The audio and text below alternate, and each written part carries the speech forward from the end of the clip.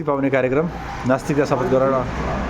धन्यवाद साथीहरू सबैलाई। आज हामी चाहिँ यो मत्स्य गाउँमा साथीहरू घुम्दै डुल्दै होइन भेला भएको छौँ होइन, घुम्दै फिर्दै। यसमा चाहिँ हाम्रो घुमाइ फिराइ पनि भयो, प्लस हाम्रो चाहिँ राष्ट्रिय पार्टी बनेको उपलक्ष्यमा, सर्वसंस्कृति पार्टी त्यसको उपलक्ष्यमा पनि हो। र हाम्रा सबै साथीहरू जो हुनुहुन्छ, विज्ञान विचारक साथीहरू हुनुहुन्छ, एकदमै ट्यालेन्ट हुनुहुन्छ र देशमा विज्ञान फैलाउने उद्देश्यका साथ साथीहरू चाहिँ अगाडि बढ्नु भएको छ। त्यो उद्देश्यमा हाम्रो सबै सहपाठीहरू मिलेर सानो सहनास्तिक शपथ कार्यक्रम छ। त्यसका लागि चाहिँ हामी सुरुवात गर्न चाहन्छौँ। सुरुवात चाहिँ हामी विशालजीबाट गर्छौँ। प्लिज के भन्ने कसो भन्ने तपाईँहरूलाई थाहा नै छ, त्यही कुरा हामी सबैले रिपिट गर्छौँ। त्यसपछि अब यो उहाँहरू सुरु गरौँ। धेरै वर्ष चाहिँ यो आँखामा चाहिँ पट्टी बाँधेर बसेर रहेछ होइन, फेरि खोल्न मिल्ने पट्टी हो कि त्यो नमिल्ने भनेको खोल्न मिल्ने पट्टी थापै पनि अब जो त्यो के भन्छ यो पारिवारिक चालु सामाजिक दायित्वहरू यो कुराहरू बाँधेर रहेछ। तर आज चाहिँ बिस्तारै बुझ्दै जाँदा गणेश विद्यार्थी लिस्ट अब मेरो विगत 3 देखि 4 वर्षको हाम्रो सङ्गत हो। हामी चाहिँ थर्ड इयर पढ्ने बेलादेखि नै म एकदम कट्टर आस्तिक थिएँ। म कट्टर नास्तिक हुन्थेँ। 2 वर्ष त मान्छे कलेजमा बस र हान मात्रै पर्थ्यो। अब त्यो हुँदाहुँदै लास्टमा म कन्भिन्स भएर चाहिँ आज नास्तिकता शपथ गर्दैछु। म त बहुत खुसी छु र यो नै मेरो जिन्दगीको चाहिँ अहिलेको लागि चाहिँ सबभन्दा ठुलो कसरी ढुङ्गा सबैको त्यो 2 लाइन राख्यो। 2 लाइन अब सम्पूर्ण अब हाम्रो अब यो ईश्वर शिश्वर भन्ने हुन्न, माटो ढुङ्गा हावा सबै जल पवन सबैले साक्षी राखेर आजको दिनदेखि म पूर्ण रूपमा नास्तिक भएको सबैलाई घोषणा गर्दैछु। सेकेन्डमा मेरो पालो म भन्छु। धन्यवाद। म गणेश विद्यार्थी र आजैबाट ईश्वरीय दृष्टिकोण त्यागी वैज्ञानिक दृष्टिकोण अँगाल्दछु र गाउँघरमा अथवा जुनसुकै ठाउँमा पनि हुने छलफलमा यदि यस्तो कुरो आयो भने सधैँ विज्ञानको तर्फबाट आवाज उठाउनेछु।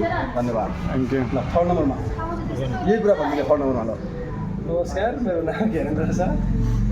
अनि शपथ ग्रहण आज भए पनि यो विचारधारा मैले अँगालेको धेरै वर्ष भइसक्यो, धेरै समय भइसक्यो।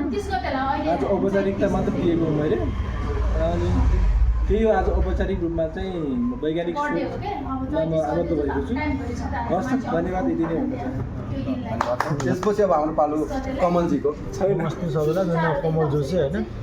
अब आज यो हाम्रो गणेश विद्यार्थी साथीले गरेको एउटा सानो आयोजना होइन, कार्यक्रममा चाहिँ सहभागी भयो। अब उनीहरू राखेका विचारहरूमा चाहिँ अब हामी चाहिँ समाजमा हाम्रो समाज धेरै पछाडि परेको छ। अब यसलाई चाहिँ हामीले के गर्नु भने वैज्ञानिक दृष्टिकोणले चाहिँ अगाडि बढाउनुपर्छ भन्ने सिद्धान्त चाहिँ मलाई चाहिँ लाग्छ र त्यो प्रक्रिया चाहिँ अगाडि बढाउनुपर्छ हामीहरूले भन्ने लाग्छ।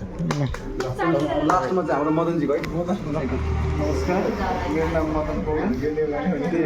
परम्परागत रूपमा धर्मले जसरी हामीलाई जोगाडेको छ त्यसमा प्रश्न गर्दै त्यसबाट बाहिर निस्किने चाहिँ मेरो प्रयास हुनेछ र मैले बुझेको कुरा चाहिँ अरूलाई पनि प्रश्न गर्न प्रेरणा दिनेछ। लास्टमा 2 लाइन भन्नु सक्यो। यो तपाईँको लागि एउटा यो त ठुलो दिन हो नि त। त्यो धन्यवाद। किनकि हाम्रो एउटा ग्रुपमै छ, धेरै ग्रुप भइसक्यो। त्रिचन्द्रमा पनि हाम्रो ग्रुप 10-15 जनाको भइसकेको छ। यहाँ पनि हाम्रो 10-15 जनाको भइसकेको छ। कतिपय साथीहरू आज आउन पाएनन् होइन, ती नआउने साथीहरूको पनि बाँकी नै छ। त्यो पनि हाम्रो अर्को चरणमा त्यो पनि गर्छौँ। यो के हो भने साथीहरू अलरेडी बुझ्ने साथी हुन्छन्, हामीहरूसँग सबै छ। अलरेडी चाहिँ हामी जन्मजातै नास्तिक हुन्छौँ। तर यो हामीले धर्मको चारैतिर वातावरण त्यो भएको कारणले यसमा मान्छे नभएको कारणले हिम्मत नभएर भन्न सकिरहेको हुनुहुन्न क्या। जस्तै अहिले हामी यहाँ नभइदिए भए मैले जबरजस्ती साथीहरू जाउँ नभनिदिए भए हाम्रो साथीहरू पनि ठिकै रुममा बसिरहेको हुन्थ्यो, के हुन्थेन, अथवा कहीँ घुमेर फिल्म हेरेर टाइम पास गरिरहेको हुन्थ्यो। त अहिले साथीहरूले ल साथीले भनेपछि भनिदिउँ न त भन्ने कुरा हो। यसरी हामीले देख्दै अरूको पनि देख्छन्, देख्दा के हुन्छ फैलिँदै जान्छ। यसरी नास्तिक त्यही भित्र नास्तिक छन्, तर त्यहाँ बोल्ने मान्छे नभएर म एक्लै किन बोल्ने, खालि बिल्ला होला भन्ने हिसाबले त्यसैले हामीलाई त्यो डेयर गर्नुपर्छ। डेयर टु बी डिसलाइक भन्छ। त्यही भएर धेरैजना ग्रुप भएपछि कसैले फेरि उ गर्न पनि सक्दैन। त्यस कारणले हाम्रो ग्रुप अगाडि बढाउँदैछौँ।